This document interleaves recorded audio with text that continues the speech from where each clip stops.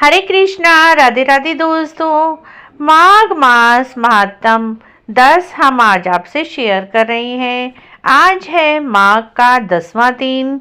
इस अध्याय को सुनने मात्र से कई गुना गंगा स्नान का फल मिलता है। तो माघ महासम 10वां अध्याय इस प्रकार है। यमदूत कहने लगे कि हे वैश्य, एक बार भी गंगा में स्नान करने से मनुष्य सब पापों से छूटकर अत्यंत शुद्ध हो जाता है। जो मनुष्य गंगा जी को दूसरे तीर्थों के समान समझता है वह अवश्य नरक में जाता है। भगवान के चरणों से उत्पन्न हुई गंगा जी के पवित्र जल को श्री शिव जी अपने मस्तक में धारण करते हैं। ब्रह्मा जो संदेह रहित प्रकृति से अलग और निर्गुण है, ब्रह्मांड में उसकी समानता किससे हो सकती है।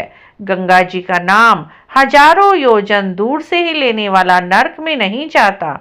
इसीलिए मनुष्य को अश्वमेघ गंगा जी में स्नान करना चाहिए।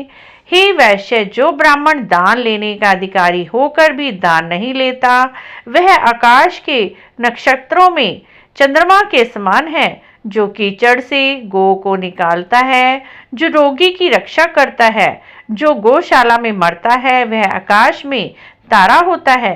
प्राणायाम करने वाले मनुष्य सदैव उत्तम गति को प्राप्त होते हैं।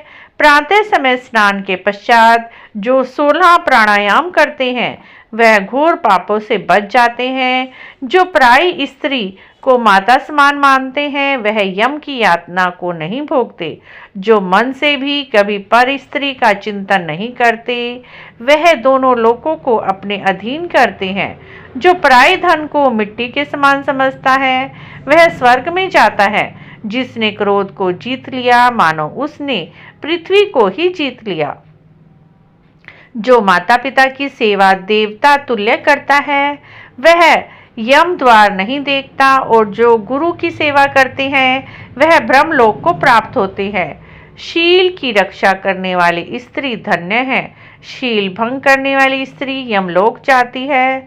जो वेदों और शास्त्रों को पढ़ते हैं, पुराण और संहिता पढ़ते और सुनते हैं तथा जो स्मृति का व्याख्यान और धर्मशास्त्र समझते हैं, जो वेदांत में लीन रहते हैं वे पाप रहित होकर ब्रह्मलोक को प्राप्त होते हैं।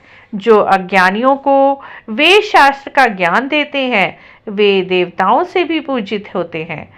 यमदूत ने कहा, वैश्य श्रेष्ठ, यमराज ने हमको वही आज्ञा दे रखी है कि तुम किसी वैष्णव को मेरे पास मत लाओ। हे वैश्य, पापी लोगों को इस संसार रूपी नरक को पार करने के लिए भगवान की भक्ति के सिवा दूसरा और कोई उपाय नहीं है। भगवान की भक्ति ना करने वाले मनुष्य को चंडाल के समान समझना चाहिए। भगवान के भक्त अपने माता पिता दोनों के कुल को तार देते हैं, उनको नरक में नहीं रहने देते। और जो मनुष्य वैष्णव का भोजन करते हैं वे भी भगवान की कृपा से श्रेष्ठ गति को प्राप्त होते हैं। बुद्धिमान को सदैव वैष्णव का अन्न खाना चाहिए। इससे बुद्धि पवित्र होकर मनुष्य पाप नहीं करता। गोविंदाय नमः इस मंत्र का जाप करते हुए जो मनुष्य मृत्यु को प्राप्त होता है वह परम धाम को प्राप्त होता है, इसमें कोई संदेह नहीं है। जो ओम नमो भगवते वासुदेवाय मंत्रो नारायण इस 12 अक्षर का मंत्र का या ओम अष्टाक्षर मंत्र का जाप करता है उसके ब्रह्म इत्यादि बड़े पाप नष्ट हो जाते हैं।